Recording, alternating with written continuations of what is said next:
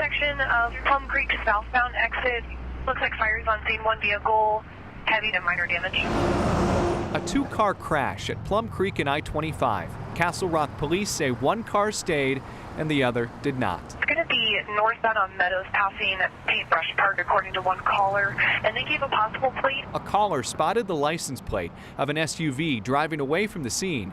Officers ran the plate and arrived at the home of Joshua Teeples, whom they quickly learned was an officer himself. 2 years with Aurora Police.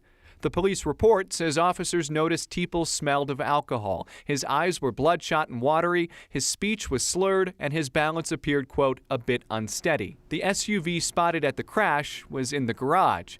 Police say Teeples denied being involved and turned down a field sobriety test. Officers placed him under arrest, and that's when Teeples asked to call his supervisor with Aurora PD. When an officer told him no, the report says Teeples said, quote, rules, policies are meant to be bent. Teeples was taken to jail, asking several more times to speak with his watch commander. He was placed in a holding cell where he, quote, slammed his head against the glass door 4 times.